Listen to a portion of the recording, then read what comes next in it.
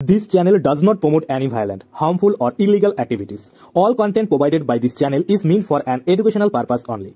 Big breaking news, আপনাদের কাছে যদি বাংলাদেশের কোনো ডকুমেন্ট না থাকে সেক্ষেত্রে কিন্তু আপনারা নিজেরাই এই বাংলাদেশের ডকুমেন্ট বানাতে পারবেন। কিভাবে বানাতে পারবেন এবং বৈধ থাকবে সেই ডকুমেন্ট আমি কিন্তু আপনাদের আজকে সেটাই জানাবো। দেখুন এখানে দেখতে পাচ্ছেন বিরাট খুশির খবর, বাংলাদেশি ডকুমেন্ট এইভাবে পাবেন। সিএ এটা দিয়ে আপনারা নাগরিকত্ব পেয়ে যাবেন বা এটা দিয়ে কিন্তু আপনারা নাগরিকত্বের জন্য আবেদন করতে পারবেন। দেখতে পাচ্ছেন এখানে পরিষ্কার করে লেখা রয়েছে বাংলাদেশ সরকার, এখানে কি কি এটা কোন আইডি রয়েছে, নাম কি রয়েছে, ডেট অফ বার্থ কি রয়েছে, আইডি নাম্বার কি রয়েছে, সমস্ত কিছু কিন্তু রয়েছে। এটা আপনারা দেখতে পাচ্ছেন এই ব্যক্তি কিন্তু নদিয়া ডিস্ট্রিক্টের ব্যক্তি, এই ব্যক্তি কিন্তু তার যে ডকুমেন্ট সেটা কিন্তু বাংলাদেশ থেকে দেখুন জোগাড় করতে পেরেছে। এবার আপনারা বলবেন যে কিভাবে তাহলে আমরা জোগাড় করবো, আমাদের কাছে তো কোনো কিছু নেই। তো দেখুন প্রথমত আমি আপনাদের বলে দিই, আপনারা সিএতে যদি আবেদন করতে চান তাহলে আপনাদের উঠে পড়ে লেগে কিন্তু আবেদনটা করতে হবে।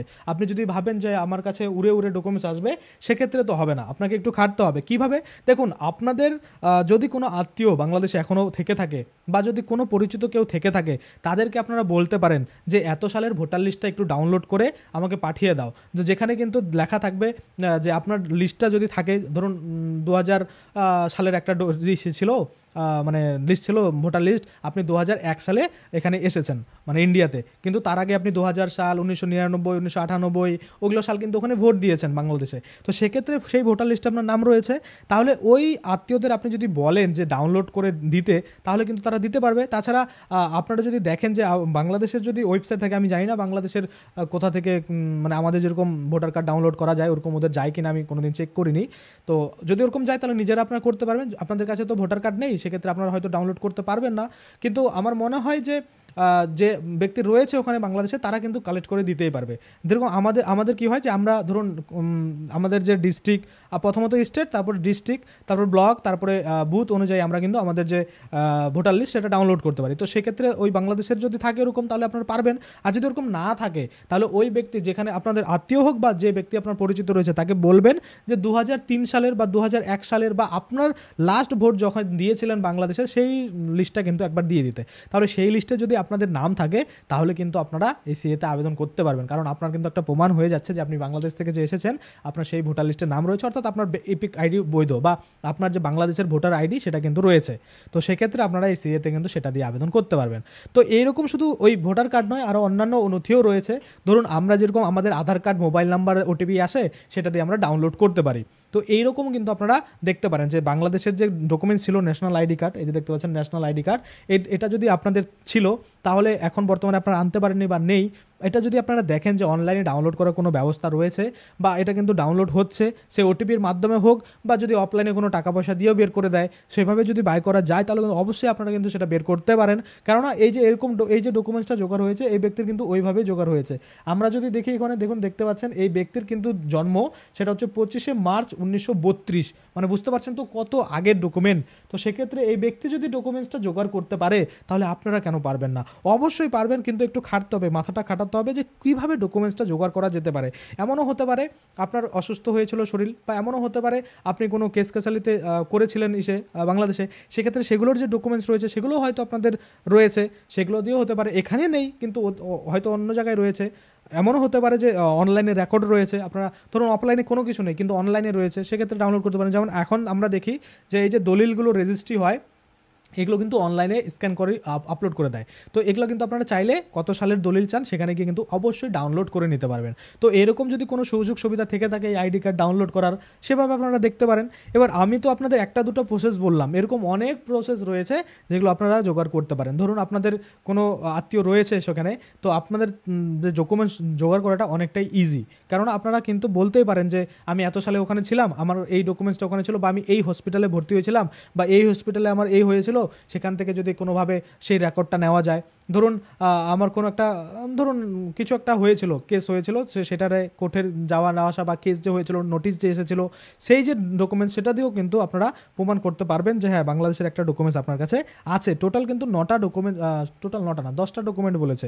তো সেই 10টা ডকুমেন্টের মধ্যে একটা ডকুমেন্টস আপনারা দিলেই কিন্তু এই সিএতে আবেদন করতে পারবেন। আর আবেদনটা করতে পারলেই আপনাদের কিন্তু মানে ম্যাক্সিমাম চান্সেস থাকছে আপনারা কিন্তু নাগরিকত্ব পেয়ে যাবেন। আর নাগরিকত্ব পেয়ে গেলে পরবর্তীতে যখন এনপিআর হবে, পরবর্তীতে যখন এনআরসি হবে, তখন আপনাদের কোনো রকম প্রবলেম কিন্তু থাকবে না। কেননা এই যে আপনারা দেখছেন যে সি এর মাধ্যমে যারা সার্টিফিকেট পেয়ে গেছে তারা বৈধ নাগরিক হয়ে গেছে, এসআইআর হবে তারা পাস করে যাবে, এনআরসি হবে তারা পাস করে যাবে, এনপিআর হবে তারা পাস করে যাবে, এবং ভারত সরকারও যে এরকম ন্যাশনাল আইডি কার্ড দেওয়ার চিন্তাভাবনা করছে সেটা কিন্তু আপনারা অবশ্যই একদম অতি সহজেই পেয়ে যাবেন। তো এটা কবে থেকে হবে এই ন্যাশনাল আইডি কার্ড? আমি আপনাদের বলেছি যে প্রথমত এসআইআর হবে, এসআইআর পরে কিন্তু এনপিআর, এবং এনপিআর পরে হয়তো আপনারা ওই ন্যাশনাল আইডি কার্ডটা পেয়ে যাবেন, এবং পরবর্তীতে এনআরসিও কিন্তু হওয়ার সম্ভাবনা রয়েছে। হবে কিনা আমরা জানি না, পরবর্তীতে আমরা সেই আপডেটগুলো দেবো, ওটা অনেক দূরের কথা।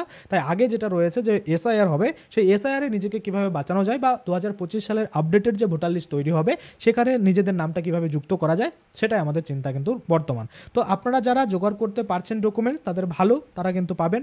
যদি জোগাড় করতে না পারেন তাহলে আপনারা জানেন যে একটা নতুন আপডেট দিয়েছে, সেই আপডেটটা অফিসিয়াল নয়, মানে সূত্রের খবর, মুখোমুখি যেটা হয় হিডেন খবর, সেটা হচ্ছে যে 2024 সালের 31শে ডিসেম্বর অবধি যেসব ব্যক্তিরা ভারতে প্রবেশ করেছেন তাদের কাছে যদি ডকুমেন্টস নাও থাকে তাহলেও কিন্তু তারা ভারতীয় নাগরিকত্ব পেতে পারে। কিন্তু অবশ্যই সেটার জন্য আপনাকে প্রমাণ দিতে হবে যে আপনি বাংলাদেশ থেকে যে এসেছেন, ধর্মীয় উৎপীড়নের কারণে অবশ্যই এসেছেন, এবং আপনি যে 5টা সম্প্রদায় রয়েছে, অমুসলিম 5টা সম্প্রদায়, সেই 5টা সম্প্রদায় থেকে বিলং করছেন। অর্থাৎ এক কথায় যদি আমরা বলি আপনি যে হিন্দু সেটার কিন্তু প্রমাণ দিতে হবে। সেটা যদি আপনি প্রমাণ দিতে পারেন তাহলে কিন্তু আপনি এই ভারতীয় নাগরিকত্বের জন্য আবেদন করে নাগরিকত্ব পেতে পারেন। তো এটা অফিসিয়াল নোটিফিকেশন এখনও দেয়নি, যখন অফিসিয়াল নোটিফিকেশন এরকম দেবে আমি সেটা নিয়ে আপনাদের জন্য ভিডিও বানিয়ে দেব।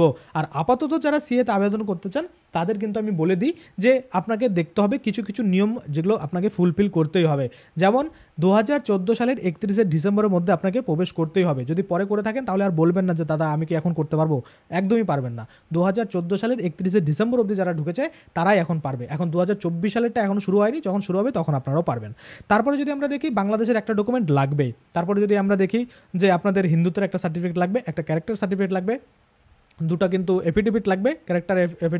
ক্যারেক্টার সার্টিফিকেটটা যদি আমরা ধরি সেক্ষেত্রে 3টা এফিডেভিট লাগবে, সাথে আপনাদের মোবাইল নাম্বার, ইমেল আইডি লাগবে, এবং আপনার 2 কপি ছবি লাগবে। এগুলো দিয়ে কিন্তু আপনারা আবেদনটা করতে পারবেন। আর অবশ্যই কিন্তু আপনি ভারতীয় রয়েছেন, তো ভারতের একটা এমন ডকুমেন্ট লাগবে যেখানে 2014 সালের 31শে ডিসেম্বরের আগে কিন্তু ইস্যু ডেট থাকবে। অর্থাৎ আপনি ধরুন আধার কার্ড বানিয়েছেন 2015 সালে, সেক্ষেত্রে হবে না, আপনার সেই আধার কার্ডটা যেন 2014 সালের মধ্যে ইস্যু হয়ে যায়, তাহলে প্রমাণ করবে যে আপনি 2014 সালের 31শে ডিসেম্বরের আগে ভারতে কিন্তু প্রবেশ করেছেন বা ভারতে ছিলেন। আশা করি আপনারা বুঝতে পারছেন।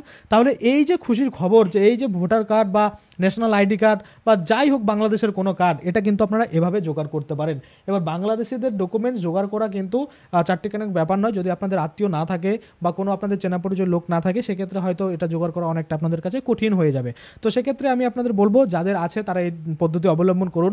যারা একদমই পারছেন না তাদের ক্ষেত্রে দেখা যাক পরবর্তীতে আরও কোন আপডেট নিয়ে আসে, যে দেখা যাচ্ছে 10 জনের মধ্যে 7 জন যদি ডকুমেন্ট দিয়ে পেয়ে যায়, বাকি 3 জনের যদি ডকুমেন্ট না থাকে তাহলে সেক্ষেত্রে ওই 3 জনকে ভালো করে ভেরিফাই করে এমনি কোনো এফিডেভিটের মাধ্যমে বা কোনো অ্যাপ্লিকেশনের মাধ্যমে নাগরিকত্ব দেওয়া যায় কিনা সেই দিকটা কিন্তু ভারত সরকার চিন্তা করলেও করতে পারে। কারণ আমরা দেখছি ভারত সরকার যদি উদ্বাস্তুদের কথা চিন্তা নাই করতো তাহলে একের পর এক কিন্তু সিএতে এরকম সহজ কিন্তু নিয়ম নিয়ে আসতো না। যেমন আপনাদের কোনো ধরপাকড়াও করা হবে না, এর থেকে আর কি ভালো নিয়ম হতে পারে। ধরুন আপনাকে ডিটেশন ক্যাম্পে নিয়ে যাবেন, আপনি বাংলাদেশি অবৈধ, আপনার কাছে কোনো ডকুমেন্ট নেই, তারপর আপনাকে ডিটেশন ক্যাম্পে নিয়ে যাওয়া হবে না।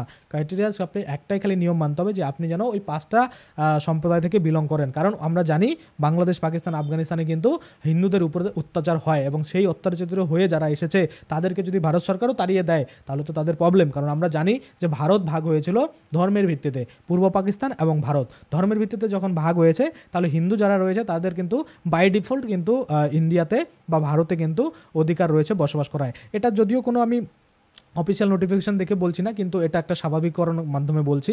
বা আপনারা জানেন আমাদের যে স্বরাষ্ট্রমন্ত্রী রয়েছে অমিত শাহ, হোম মিনিস্টার, তিনি কিন্তু বারংবার বলেছে, কি বলেছে, যে বাংলাদেশি উদ্বাস্তুদের নাগরিকত্ব দেওয়া হবে, কাউকে কিন্তু তাড়িয়ে দেওয়া হবে না, এবং আপনার যতটা অধিকার হবে ততটা অধিকার একটা অরিজিনাল ভারতীয় যে রয়েছে তারও কিন্তু হবে। ধরুন আমার যা অধিকার, আপনি যদি সিএর মাধ্যমে নাগরিকত্ব পান আপনারও কিন্তু সেম অধিকার থাকবে, কোনো রকম কিন্তু আপস অ্যান্ড ডাউন থাকবে না যে আপনারা সিএর মাধ্যমে নাগরিকত্ব পেয়েছেন তো আপনাদের একটু আলাদা ক্যাটাগরিতে রাখা হলো, এরকম কিন্তু নয়। আপনার যতটা অধিকার ততটা অধিকার আমার, বা আমার যতটা অধিকার ততটা আপনার অধিকার, এটা কিন্তু হবে। এটা কিন্তু আমরা বারংবার দেখেছি অমিত শাহজিকে বলতে।